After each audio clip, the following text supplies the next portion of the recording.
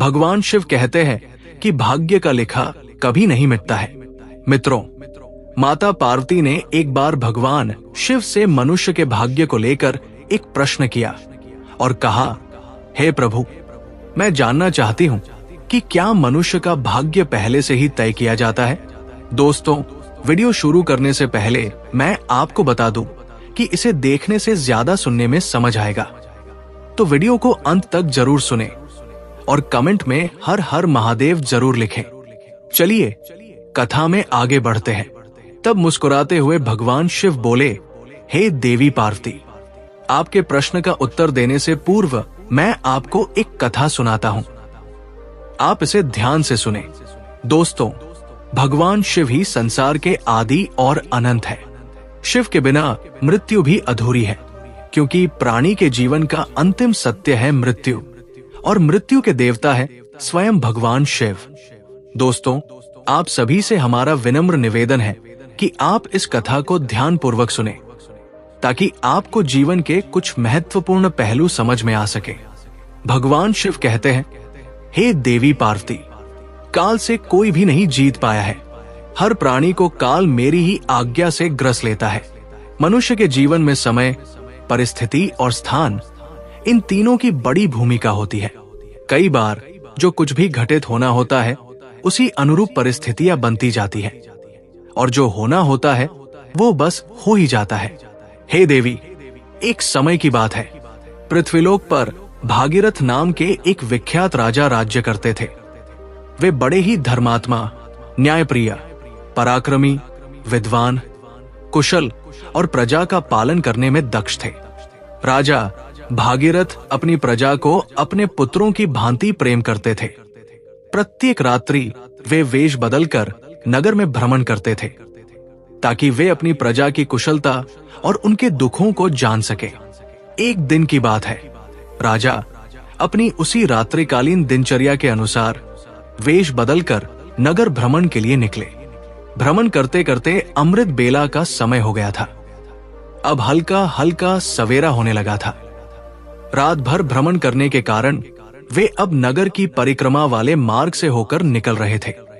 उसी मार्ग के दूसरी ओर एक घना जंगल आरंभ होता था। तभी उन्होंने देखा कि एक नौजवान लकड़हारा कंधे पर कुल्हाड़ी लिए जंगल में प्रवेश कर रहा है।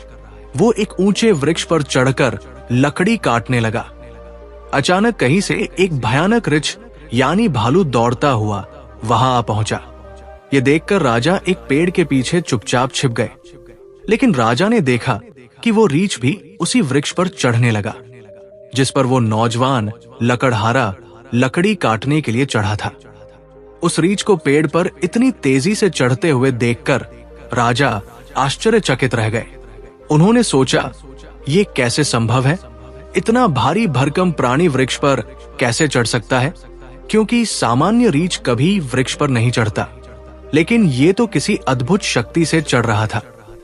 उधर जब उस नौजवान लकड़हारे ने रीछ को अपनी ओर तेजी से आता देखा, तो डर के मारे उसके हाथ पांव फूल गए।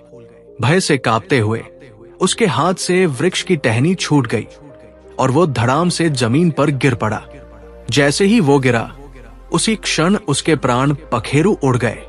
अब जब वो भयानक रीछ पेड़ से नीचे उतरा, तो अचानक वो देखते ही देखते एक सुंदर स्त्री का रूप धारण कर गया और पास ही स्थित एक कुएं के पास जाकर बैठ गया, मानो वो किसी का इंतजार कर रही हो। दोस्तों, राजा भागीरथ ये सब देखकर भीतर तक हिल गए थे। उन्हें अपनी आंखों पर विश्वास नहीं हो रहा था। उनकी सारी थकान, सारा आलस्य और नींद एक क्षण में उड़ गई, क्योंकि उन्होंने अपनी आंखों से देखा था कि कैसे वो भयानक प्राणी एक स्त्री में बदल गया। अब उनका मस्तिष्क अनेक प्रश्नों से घिर चुका था। राजा ने ठान लिया कि मैं इसका पीछा करूंगा और जानूंगा कि ये रहस्य क्या है। वे दूर खड़े होकर उस स्त्री पर दृष्टि टिकाए देख रहे थे कि अब वो क्या करती है। थोड़ी ही देर बाद राजा के 2 सिपाही जो रात्रि गश्त पर थे वहां से गुजर रहे थे। संजोग की बात ये थी कि वे दोनों सगे भाई थे। जब छोटे भाई की दृष्टि उस कुएं के पास बैठी स्त्री पर पड़ी, तो उसे देखते ही वो उसके रूप पर मोहित हो गया। और वो बोला, भैया, वो जो सुंदर कन्या वहां बैठी है ना, उसे देखते ही मेरे हृदय में प्रेम जाग उठा है। मेरा मन कहता है कि वही मेरी योग्य वधू है। मैं उसी से विवाह करना चाहता हूं। बड़े भाई ने जब उसकी बात सुनी तो उसने भी कन्या की ओर देखा और वो भी उसी क्षण उसके सौंदर्य पर मोहित हो गया। और बड़ा भाई भी बोला, अरे छोटे, बड़े भाई के होते हुए तू कैसे विवाह कर सकता है? मैं तुझसे बड़ा हूं और मुझे भी उससे प्रेम हो गया है, इसलिए विवाह तो मैं ही करूंगा। तब छोटा भाई बोला, भैया, लेकिन पहले मैंने उसे देखा है, इसलिए विवाह का अधिकार मेरा है। अब दोनों भाई आपस में विवाद करने लगे। तभी बड़े भाई ने समझदारी दिखाते हुए कहा, हम व्यर्थ ही झगड़ रहे हैं, क्यों ना हम इस कन्या से ही पूछ ले कि वो हम दोनों में से किसे पसंद करती है। वो जिससे विवाह करना चाहे, हम दोनों उसे स्वीकार कर लेंगे। ये निर्णय लेकर दोनों भाई उस सुंदर कन्या के पास पहुंचे। बड़े भाई ने पूछा, हे सुंदरी, आप कौन हैं और यहाँ क्या कर रही है? तब उनके पूछने पर वो स्त्री मधुर स्वर में बोली, मेरा नाम रूपा है, मैं पास ही के गांव में रहती हूं। मैं अपने पति की तलाश में इस जंगल में भटक रही हूं। फिर छोटा भाई बोला, क्या हुआ? हमें बताओ, तुम्हारा पति कहाँ है? हम दोनों मिलकर उसकी खोज में तुम्हारी मदद करेंगे। तब रूपा ने हल्की सी मुस्कान के साथ शर्माते हुए कहा, अरे नहीं, अभी तो मैं कुंवारी हूं। मैं एक योग्य वर की तलाश में निकली हूं और इस संसार में मेरा कोई नहीं, एक मां थी, वो भी कुछ दिनों पहले चल बसी। इस पर छोटा भाई उत्साहित होकर बोला, वाह, कितना सुंदर संयोग है। हम दोनों भाई भी अविवाहित हैं। यदि तुम चाहो तो हम दोनों में से किसी एक से विवाह कर सकती हो। तब मुस्कुराते हुए उस लड़की ने कहा, मुझे तो आप दोनों ही पसंद हैं। आप ही तय कर लो कि मैं किसके साथ विवाह करूं। तब बड़े भाई ने कहा, हम दोनों भी इसी उलझन के साथ तुम्हारे पास आए हैं, अब क्या करें? तब लड़की बोली, तो ठीक है, इसका निर्णय मैं ही कर देती हूं। मैं तुम दोनों में से एक से विवाह करूंगी, लेकिन मेरी एक शर्त है। दोनों भाई एक साथ बोले, बोलो, हमें क्या करना है? तब वो कुंवारी लड़की बोली, तुम दोनों में से जो भी अधिक बहादुर और शक्तिशाली होगा, मैं उसी से विवाह करूंगी। दोस्तों, इतना सुनते ही दोनों भाई स्वयं को एक दूसरे से श्रेष्ठ और बलवान सिद्ध करने की इच्छा से आपस में युद्ध करने लगे। लड़ते लड़ते उन्होंने अपनी तलवारें निकाल ली और फिर छोटे भाई ने बड़े भाई के पेट में तलवार घुसेड़ दी और वही बड़े भाई ने भी पलटवार करते हुए छोटे भाई का गला काट दिया। इस प्रकार तड़प तड़प कर दोनों भाइयों ने अपने ही हाथों से प्राण गंवा दिए। तभी वो लड़की जोर से हंसने लगी और वहां से उठकर घने जंगल की ओर चल दी। वहीं दूसरी ओर राजा को एक और गहरा सदमा लगा। उन्होंने सोचा, इस स्त्री ने क्या कर दिया? ये तो कोई छलावा थी। अब ये आगे क्या करेगी? मुझे देखना चाहिए। ऐसा सोचकर राजा भी कुछ दूरी बनाकर गुप्त रूप से उसके पीछे चल दिए। मित्रों, अब सूर्य भगवान पूरी तरह उदय हो चुके थे, किंतु राजा भगीरथ एक रीछ के वृक्ष पर चढ़ने और फिर एक सुंदर कन्या के रूप में बदल जाने की विचित्र घटना को अपनी आंखों से देखकर भीतर तक हिल चुके थे। अब उन्हें न भूख का ध्यान था, न प्यास का, न ही राजपाट का।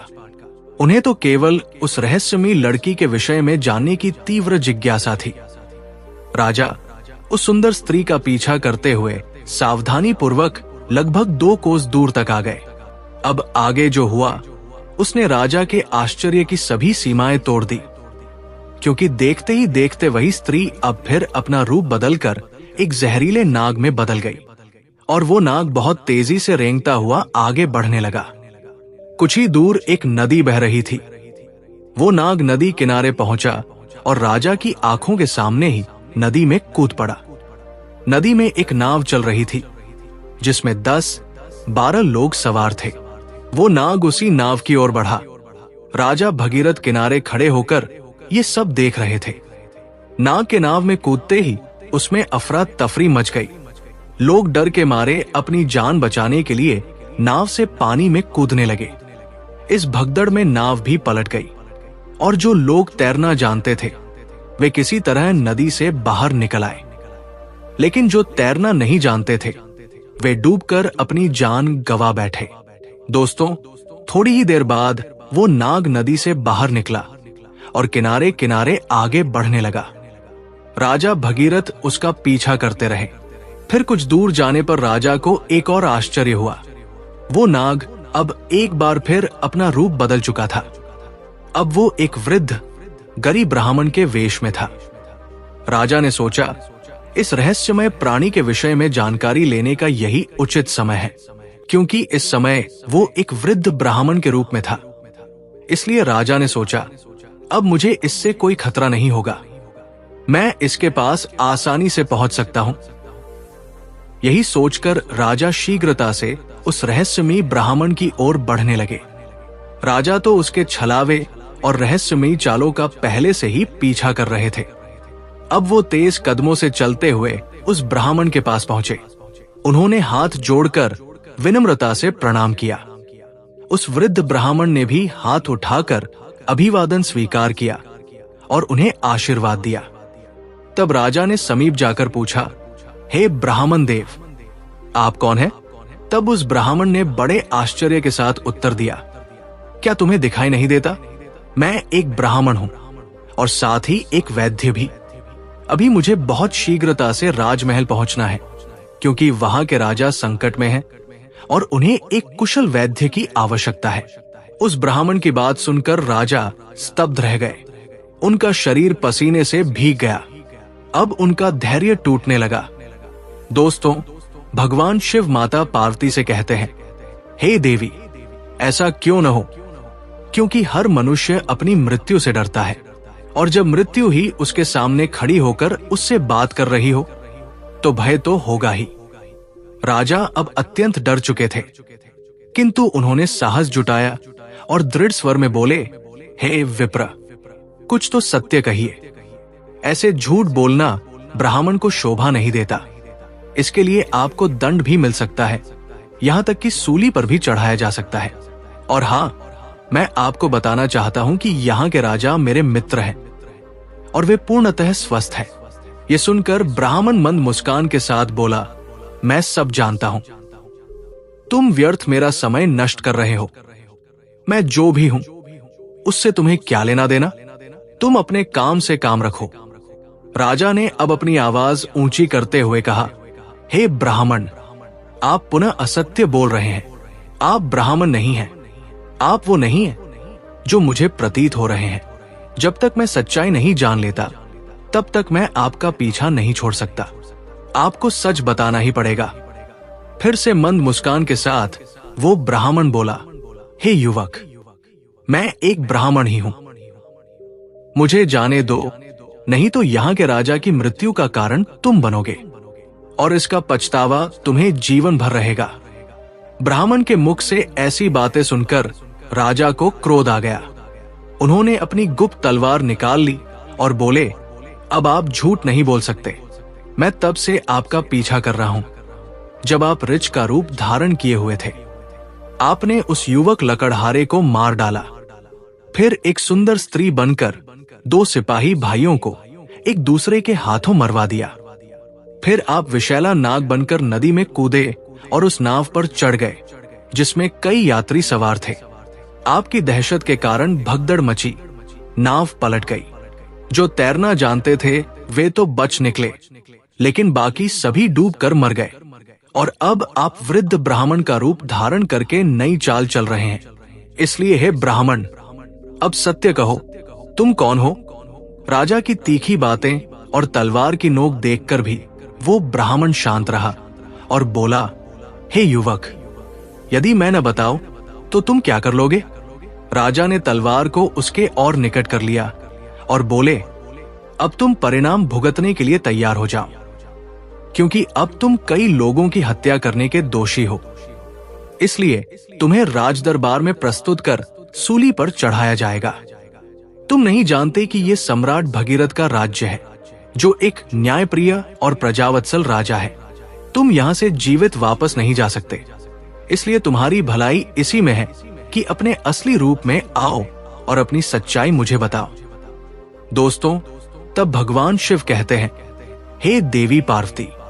राजा की ऐसी बातों को सुनकर वो वृद्ध ब्राह्मण जोर जोर से ठहाके लगाकर हंसने लगा और बोला, हे राजन, मैं जानता हूं कि ये नगरी सम्राट भगीरथ की है, जो एक महान प्रतापी और धर्मनिष्ठ राजा है, और मैं ये भी जानता हूं कि वो तुम ही हो, विश्व विख्यात सम्राट भगीरथ। किंतु अब तुम भी एक बात जान लो, तुम मुझे नहीं मार सकते, बल्कि एक दिन ऐसा आएगा जब मैं ही तुम्हें मरने के लिए विवश कर दूंगा। अब तो राजा के होश ही उड़ गए। ब्राह्मण की इस प्रकार की बात सुनकर राजा भगीरथ के हाथ से तलवार छूटकर नीचे गिर गई। वे हाथ जोड़कर चुप हो गए और मन ही मन सोचने लगे, जिसने इस रूप में भी मुझे पहचान लिया, वो कोई साधारण मानव तो हो ही नहीं सकता। तभी राजा विनम्र होकर बोले, हे ब्राह्मण, अब जब आपने मुझे पहचान ही लिया है तो कृपा करके ये भी बताएं कि आप वास्तव में कौन हैं। तब वो ब्राह्मण बोला, हे राजन, किसी ने सत्य ही कहा है कि संसार में 4 हट सबसे बलवान होते हैं, राजहट, बालहट, स्त्रीहट और योगहट। तुम राजा हो, इसलिए राजहट पर अड़े हो। अब तुम बिना मेरी सच्चाई जाने रह ही नहीं सकते, ये भी मैं जानता हूं। इसलिए अब ध्यान से सुनो, मैं कौन हूं और मैं तुम्हारी राजधानी में क्यों आया हूं। तब उस वृद्ध ब्राह्मण ने बताना आरंभ किया और कहा, हे राजन, अब तुम्हें मैं अपनी पहचान बताता हूं। मेरा नाम काल है। तुम जानते हो कि संसार में जितने भी प्राणी जन्म लेते हैं उनकी मृत्यु निश्चित होती है। इसीलिए इस धरती को मृत्यु लोक कहा जाता है। जब कोई प्राणी माता के गर्भ में आता है तो उसी समय उसका भाग्य लिखा जाता है। नियति के अनुसार आत्मा शरीर में प्रवेश करती है और वह जीवित होता है। उसी क्षण उसकी मृत्यु का समय, स्थान और कारण भी विधाता द्वारा निश्चित कर दिया जाता है। जब किसी प्राणी की मृत्यु का समय आता है तो भगवान शिव ही धर्मराज को इसकी सूचना देते हैं, क्योंकि सभी प्राणियों की मृत्यु का निर्णय शिव जी के पास होता है। धर्मराज शिव जी से आज्ञा प्राप्त कर मुझे यानी काल को आदेश देते हैं कि अब जाओ और उस प्राणी के प्राण हर लो। तब मैं मृत्यु लोक में आता हूं। मुझे पहले से पता होता है कि किस प्राणी की कब, कहां और कैसे मृत्यु होगी। इसलिए मैं उस प्राणी को निश्चित समय पर निश्चित स्थान पर पहुंचा देता हूं, वहां जहां उसकी मृत्यु सुनिश्चित हो। और जिस प्रकार उसकी मृत्यु विधाता ने लिखी होती है, मैं उसी प्रकार की परिस्थितियां और घटनाएं वहां उपस्थित कर देता हूं। इसलिए हे राजन, सुनो, उस लकड़हारे को मैंने नहीं मारा था। तब राजा ने आश्चर्य से पूछा, हे विप्र, आप ये कैसे कह सकते हैं? मैंने स्वयं अपनी आंखों से देखा है कि उस लकड़हारे की मृत्यु का कारण आप ही बने थे। तब ब्राह्मण यानी काल ने कहा, हाँ, कारण तो मैं ही बना था, लेकिन सांसारिक लोग तो यही समझते हैं कि लकड़हारा पेड़ से गिरकर मरा, जबकि वह तो मेरी योजना का हिस्सा था। उसकी मृत्यु पेड़ से गिरकर होनी निश्चित थी, इसलिए मुझे वो रूप धारण करना पड़ा। सोचो, अगर मैं असल में वृद्ध होता तो क्या कभी पेड़ पर चढ़ पाता? उसी तरह जो सिपाही मरे, उनकी मृत्यु एक दूसरे के हाथों होनी तय थी, इसलिए मुझे एक सुंदर स्त्री बनना पड़ा। फिर जो लोग नाव में डूबकर मरे, उनकी मृत्यु जल में डूबने से होनी निश्चित थी, इसलिए मैंने एक भयानक नाग का रूप धारण किया, जिससे वे सभी अपनी मृत्यु तक पहुंचे। हे राजन, अब आप समझ ही गए होंगे कि मैं कौन हूं और आपकी नगरी में क्यों आया हूं। समय, स्थान और परिस्थिति, ये तीनों ही एक प्राणी की मृत्यु में मुख्य भूमिका निभाते हैं। राजा गंभीर हो गए और बोले, हे विप्र, आपने मुझे जो ज्ञान दिया उसके लिए मैं आपका आभार व्यक्त करता हूं। लेकिन मेरे मन में एक और प्रश्न है। आपने थोड़ी देर पहले कहा था कि इस नगर के राजा की मृत्यु होने वाली है, किंतु मैं तो आपके सामने जीवित खड़ा हूं। तब काल मंद स्वर में बोले, हे राजन, मृत्यु तो हो चुकी है, वो मृत्यु तुम्हारे छोटे भाई चित्रांगद की थी, जो तुम्हारी अनुपस्थिति में राजगद्दी पर बैठा था।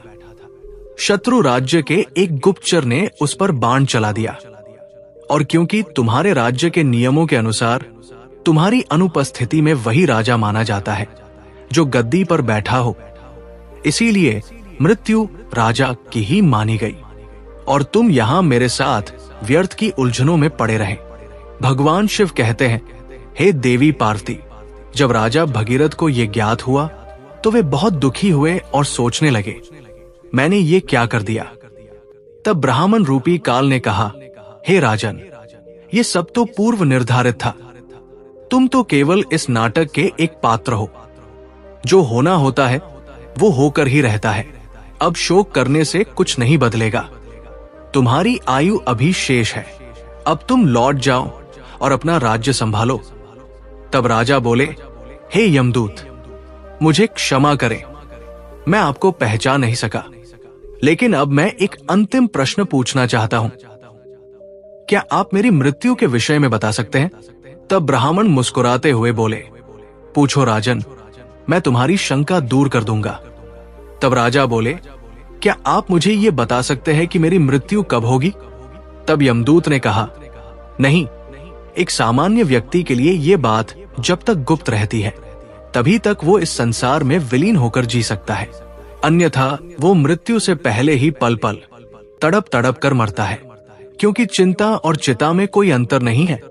चिता तो केवल एक ही बार शव को भस्म कर देती है, किंतु चिंता हर पल मन और शरीर को जलाती है।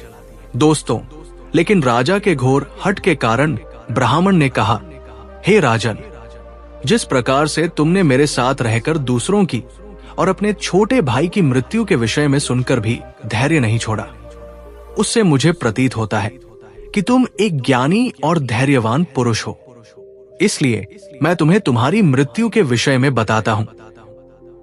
हे राजन, ध्यान पूर्वक सुनो। तुम्हारी मृत्यु आज से ठीक 1 वर्ष बाद सूली पर चढ़ाने से होगी, और विशेषतः ये मृत्यु इसी नगरी के भीतर तुम्हारे अपने राजमहल में ही घटित होगी। तुम इस मृत्यु को प्रसन्नता पूर्वक स्वीकार करना।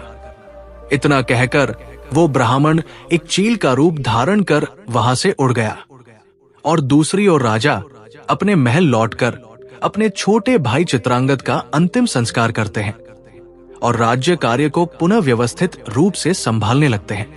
धीरे धीरे वे यमदूत के साथ हुई सारी घटनाओं को भूलने लगते हैं। इसी तरह 6 महीने बीत जाते हैं।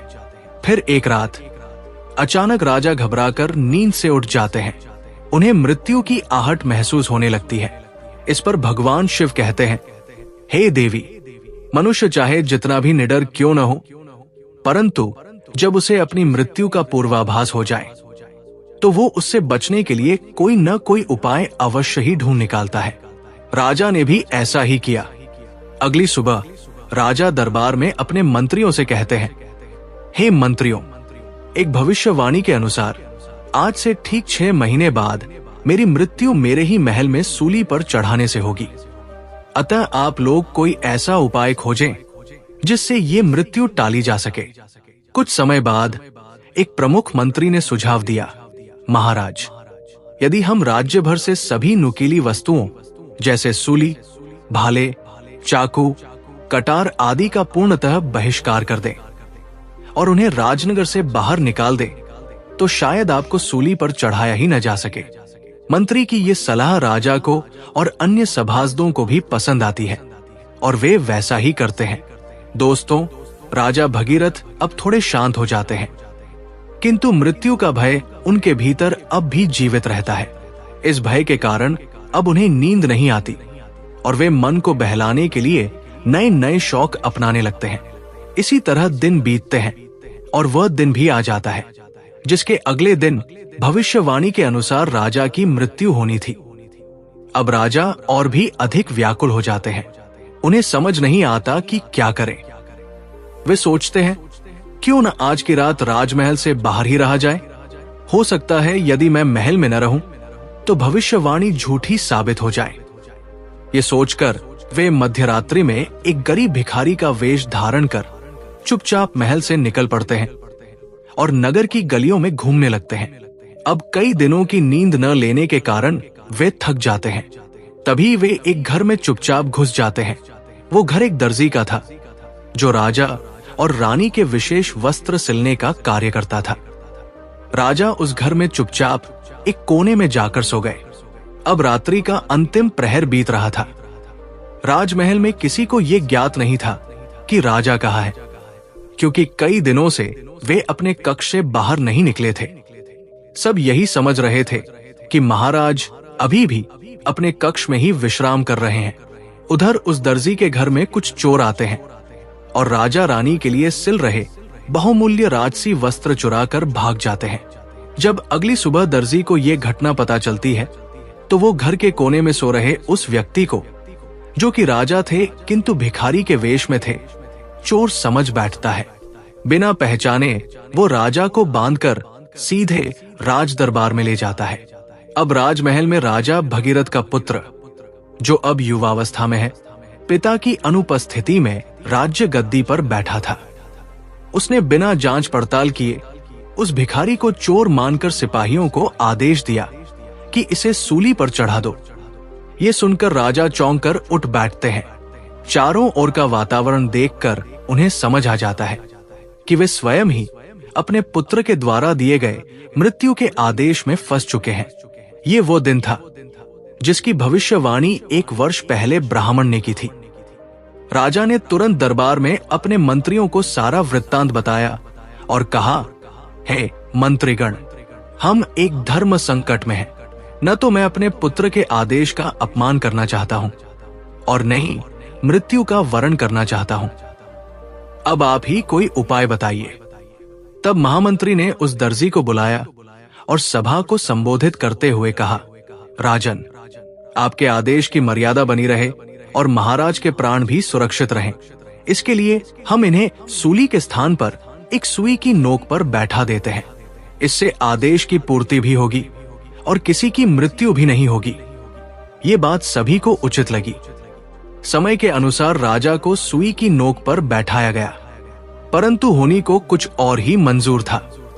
जैसे ही राजा सुई की नोक पर बैठे, वो सुई उनकी पीठ में चुभ गई। रक्त बहने लगा और वैद्य बुलाए गए, पर तब तक बहुत देर हो चुकी थी। धीरे धीरे राजा का शरीर शिथिल हो गया और वे वही तड़पते हुए अपने प्राण त्याग देते हैं।